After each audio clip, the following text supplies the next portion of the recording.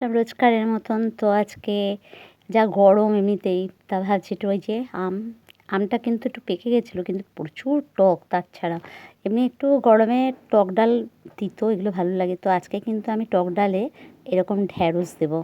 তো যেহেতু অনেকে হয়তো তোমরা ধোসা খাও, ধোসা সাথে যে সাম্বারটা দেয় সাম্বারে কিন্তু এরকম ঢ্যাঁড়সটাও কিন্তু দেয়, ঢ্যাঁড়স পেঁপে বেশ টক টক।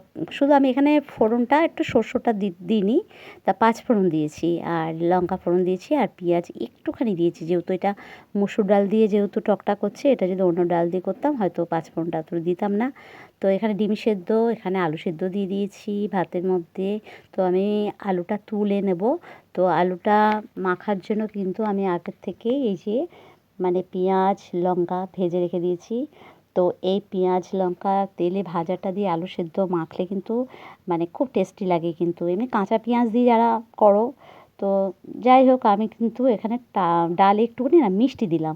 প্রচুর টক ছিল, মানে আমটা এত মানে টক, পেকে গেছে তাও টক।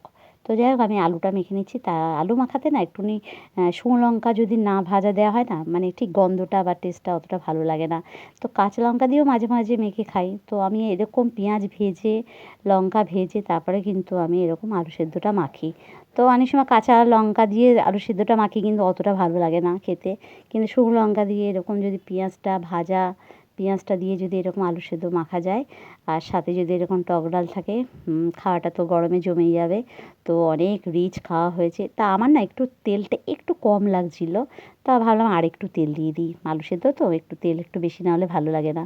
সাথে একটা লঙ্কা, এই লঙ্কাটা তো আমার ভীষণ ফেভারিট, একটু ভাজা লঙ্কা আমি খেতে ভালোবাসি। আর আজকে ডিমের অমলেট করলাম না, ডিম সেদ্ধটাই দিলাম, যেহেতু এত গরম অত ভাজাভাজির দিকে গেলাম না। তো একটু কিন্তু উচ্ছে ভাজা ছিল, তো উচ্ছে ভাজাটাও একটু এই গরমে তো ভালোই লাগে। তো দেখো আমার এখানে তো ডাল কিন্তু রেডি। তো এখানে আমার আলু সেদ্ধ ডিম সেদ্ধটাও রেডি, তো আর উচ্ছেটা। তো আজকের মতো রাখলাম। তো আজকের মতো টাটা।